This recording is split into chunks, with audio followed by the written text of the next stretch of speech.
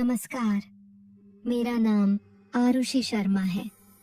मैं दिल्ली में रहती हूँ, लेकिन मेरी जड़ें उत्तराखंड के एक छोटे से गांव में हैं, जहाँ की पहाड़ियाँ और घने जंगल मुझे हमेशा से रहस्यमयी लगते रहे हैं। मैं एक सॉफ्टवेयर इंजीनियर हूँ और मेरी जिंदगी हमेशा तर्कसंगत और व्यवस्थित रही है। मैं भूत प्रेत या अलौकिक शक्तियों पर कभी विश्वास नहीं करती थी। मेरे लिए ये सब सिर्फ कहानियां थी जो लोग रात के अंधेरे में डराने के लिए सुनाते हैं। लेकिन 2025 की उस सर्दियों में जब मैं अपने गांव लौटी, तो मेरी जिंदगी में ऐसी घटनाएं घटी कि मैं आज भी रात को सोते समय डर जाती हूँ। यह कहानी मेरी है और मैं इसे अपनी आवाज में सुना रही हूँ, ताकि आप समझ सकें कि कैसे एक साधारण लड़की की जिंदगी में छाया की साजिश ने सब कुछ बदल दिया। यह कहानी लंबी है क्योंकि हर विवरण महत्वपूर्ण है। हर छोटी घटना, हर डरावनी रात और हर रहस्य जो धीरे धीरे खुलता गया। मैं इसे 2 भागों में बांट रही हूँ ताकि आप इसे आसानी से समझ सकें। सब कुछ उस दिन से शुरू हुआ जब मैंने दिल्ली से गांव जाने का फैसला किया। दिसंबर का महीना था और दिल्ली की सर्द हवाएं मुझे परेशान कर रही थीं। मेरी नौकरी में तनाव बढ़ रहा था और मैंने सोचा कि कुछ दिन गांव में बिताकर मैं खुद को तरोताजा कर लूंगी। मेरे पिताजी गांव में अकेले रहते थे, माँ की मौत के बाद से। माँ की मौत एक रहस्य थी। वह एक रात जंगल से लौटते समय गायब हो गई थी और उनका शव कभी नहीं मिला। गांव वाले कहते थे कि जंगल की छाया ने उन्हें निगल लिया, लेकिन मैंने कभी इस पर यकीन नहीं किया। मैंने हमेशा सोचा कि शायद कोई दुर्घटना हुई होगी। ट्रेन से उतरकर मैं बस में सवार हुई। रास्ता घुमावदार था, पहाड़ों के बीच से गुजरता हुआ। शाम हो रही थी और बस की खिड़की से बाहर देखते हुए मुझे लगा जैसे जंगल की पेड़ियां मुझे घूर रही हूँ। बस रुकी और मैं गांव पहुंच गई। पिताजी मुझे लेने आए थे। उनका चेहरा थका हुआ लग रहा था, लेकिन मुझे देखकर मुस्कुराए। बेटी, कितने दिनों बाद आई हो, उन्होंने कहा। हम घर की ओर चले। घर पुराना था, लकड़ी का बना हुआ, जिसकी दीवारें समय के साथ काली पड़ गई थीं। रात को डिनर के बाद मैं अपने कमरे में गई। कमरा वैसा ही था जैसा बचपन में। एक पुरानी अलमारी, एक बिस्तर और खिड़की से जंगल का नजारा। मैं सो गई, लेकिन आधी रात को मुझे लगा जैसे कोई मुझे देख रहा हो। मैंने आंखें खोली, लेकिन कमरे में अंधेरा था। सिर्फ चांद की रोशनी खिड़की से आ रही थी। मैंने सोचा कि शायद थकान की वजह से है और फिर सो गई। अगली सुबह मैं उठी तो पिताजी चाय बना रहे थे। पापा, रात को मुझे लगा जैसे कोई कमरे में था, मैंने हंसते हुए कहा। उन्होंने चाय का कप थमाया और गंभीर होकर बोले, बेटी, इस घर में पुरानी बातें हैं। जंगल की छाया कभी कभी दरवाजे तक पहुंच जाती है, ध्यान रखना। मैंने इसे गांव की अंधविश्वास वाली बात मानकर टाल दिया। दिन भर मैं गांव घूमी, पुराने दोस्तों से मिली। रिया, जो मेरी बचपन की सहेली थी, और उसका भाई रोहन। वे दोनों अब गांव में ही रहते थे। रिया ने मुझे देखकर गले लगाया।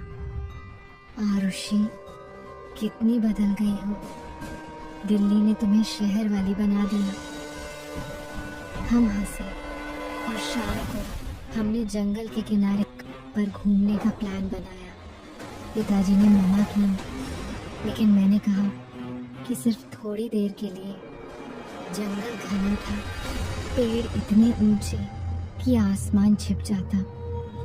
हम चलते गए, पुरानी यादें ताज़ा करते हुए। अचानक रिया रुक गई। सुनो, क्या तुम्हें कोई आवाज़ सुनाई दे रही है? उसने पूछा। मैंने कान लगाया। हवा में एक फुसफुसाहट सी थी, जैसे कोई नाम पुकार रहा हो। आरो, आरो, मैंने हंस कर कहा। शायद हवा है, चलो आगे। लेकिन रोहन का चेहरा सफेद पड़ गया। बहन, यह जंगल सुरक्षित नहीं, चलो वापस। हम लौट आए, लेकिन रास्ते में मुझे लगा जैसे कोई हमारे पीछे चल रहा हो। मैंने पीछे मुड़कर देखा, कुछ नहीं। घर पहुंचकर मैंने पिताजी को बताया। उन्होंने कहा, बेटी, जंगल में एक पुरानी आत्मा है, तुम्हारी माँ की मौत से जुड़ी, मत जाओ वहाँ। उस रात नींद नहीं आई। मैं बिस्तर पर लेटी थी जब खिड़की से एक छाया दिखी। वह धुंधली थी, जैसे कोई औरत की सिलहूट। मैं उठी और खिड़की की ओर गई। बाहर जंगल में अंधेरा था, लेकिन छाया हिल रही थी। मैंने दरवाजा खोला और बाहर निकली। कौन है? मैंने पुकारा। कोई जवाब नहीं। मैं वापस कमरे में आई, लेकिन अब छाया खिड़की के पास थी। डर से मेरी सांसें तेज उठ गई। मैंने लाइट जलाई, कुछ नहीं। शायद वहम था। लेकिन अभी सुबह मेरे बिस्तर के पास फर्श पर मेरे पैरों के निशान थे, जैसे किसी ने पानी में भीगे पैरों से चलकर आया हो। पिताजी ने देखा तो चुप हो गए। यह शुरू हो गया, उन्होंने कहा। दिन गुजरते गए। हर रात कुछ न कुछ होता। कभी फुसफुसाहट, कभी छाया, कभी दरवाजे का खटकना। मैंने रिया को बताया। वह आई और बोली, आरुषि, यह तुम्हारी माँ की आत्मा हो सकती है। गांव में कहते हैं कि वह अधूरी मौत मरी। जंगल में कोई तांत्रिक उन्हें मारना चाहता था। मैंने हंस दिया, लेकिन मन में डर बैठ गया। एक शाम हम फिर जंगल गए, इस बार रहस्य सुलझाने के लिए। रोहन साथ था। हम तालाब के पास पहुंचे, जहां माँ गायब हुई थी। तालाब का पानी काला था, जैसे स्याही। अचानक हवा तेज हुई और पानी में लहरें उठी। देखो, रिया चिल्लाई।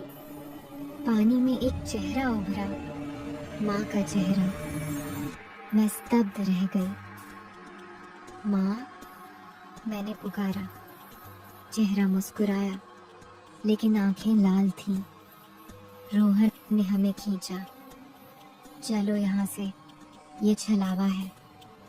घर लौटकर मैं सो नहीं पाई। रात को सपना आया, माँ जंगल में थी। कोई काली छाया उन्हें घेर रही थी।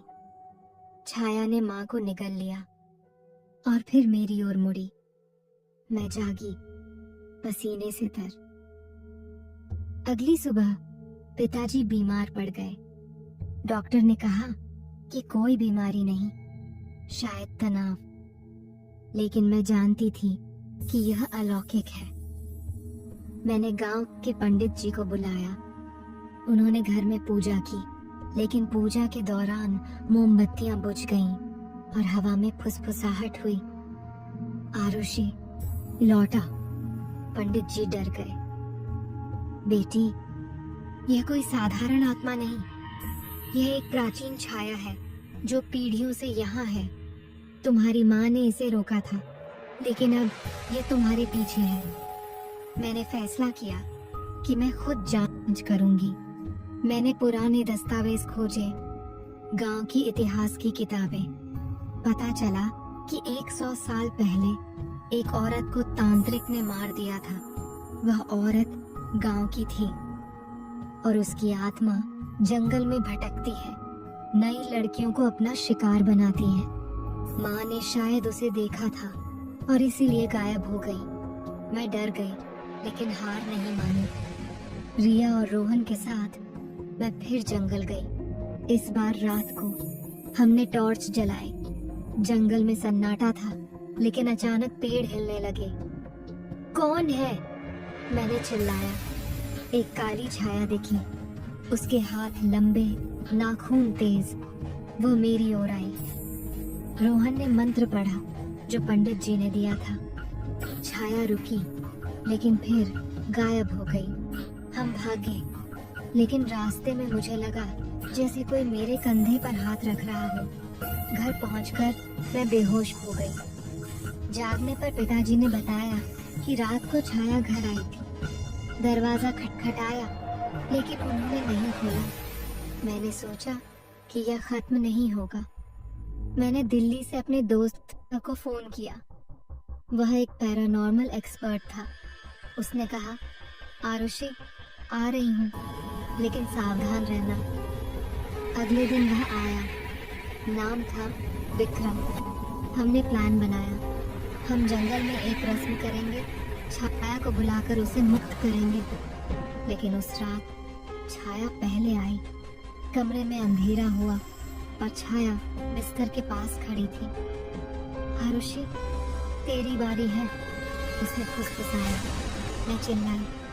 पिताजी आए, लेकिन छाया ने उन्हें धक्का दिया। विक्रम ने मंत्र पढ़ा और छाया पीछे हटी, लेकिन वह गायब नहीं हुई। अगली रात हम जंगल गए। तालाब के पास सर्कल बनाया, मोमबत्ती जलाई। विक्रम ने रस्म शुरू की। अचानक हवा तेज हुई, पानी उबला, छाया प्रकट हुई। उसका चेहरा डरावना, आंखें खाली। तुम मुझे क्यों सता रही हो? मैंने पूछा। छाया ने कहा, तेरी माँ ने मुझे कैद किया, अब मैं मुक्त होना चाहती हूँ। पता चला कि माँ एक तांत्रिक थी जिन्होंने छाया को रोका था, लेकिन माँ की मौत के बाद छाया आजाद हो गई। विक्रम ने रस्म पूरी की और छाया चीखी और पानी में डूब गई। सब शांत हो गया, लेकिन यह अंत नहीं था। घर लौटकर मुझे लगा जैसे छाया अभी भी है। रात को सपने आए, छाया मेरे अंदर आ रही थी और हमने उसे मुक्त करने की कोशिश की, लेकिन वह रस्म सफल नहीं हुई।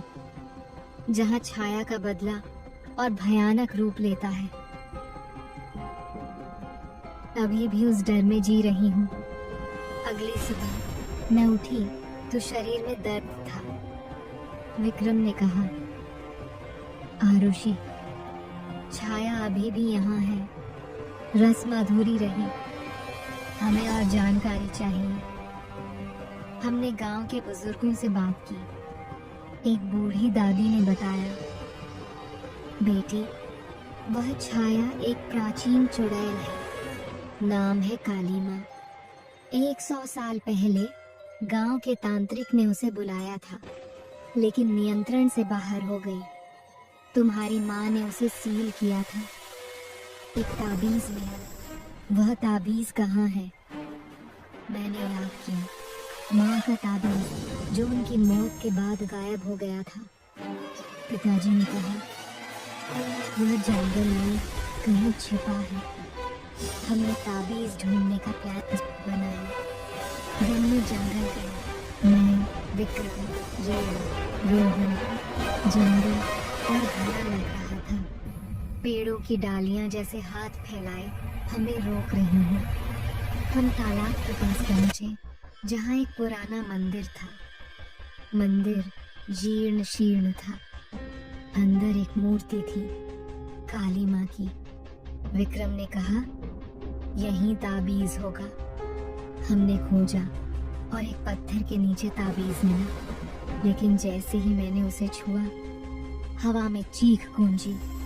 छाया प्रकट हुई, इस बार और शक्तिशाली। तुम मुझे रोक नहीं सकती, उसने कहा। रोहन को धक्का लगा, वह गिर गया।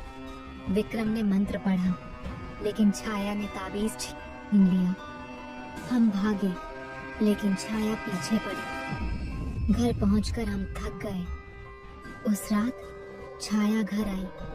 दरवाजे बंद थे, लेकिन वह अंदर थी। पिताजी को घेर लिया। पापा, मैं चिल्लाई। विक्रम ने ताबीज का विकल्प बनाया, एक नया मंत्र। लेकिन छाया ने मुझे छुआ और मेरे शरीर में ठंडक फैल गई। मैं बेहोश हो गई। सपने में मैं काली माँ की जिंदगी देख रही थी। वह एक गरीब लड़की थी जिसे तांत्रिक ने मार दिया। उसकी आत्मा बदलना चाहती थी। जागकर मैंने विक्रम को बताया, हमें उसे शांत करना होगा, बदला पूरा करके। उसने कहा। अगले दिन हमने तांत्रिक के वंशज को ढूंढा। गांव से दूर एक आदमी था, नाम हरि सिंह।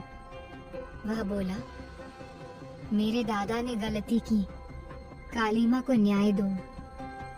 हमने रस्म प्लान की, तालाब पर जहां उसकी मौत हुई। रात को हम गए, चांदनी रात थी। हमने सर्कल बनाया, काली माँ को बुलाया।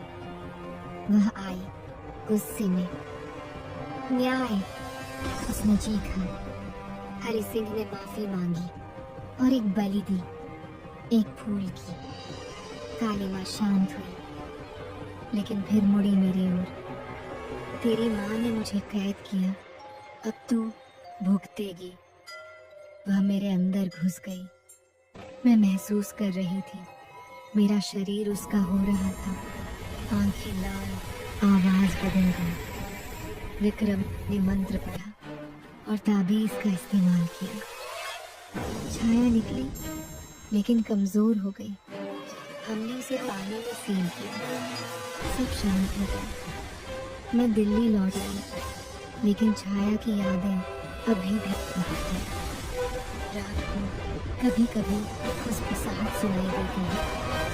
क्या वो सच में गई या इंतजार कर रही है?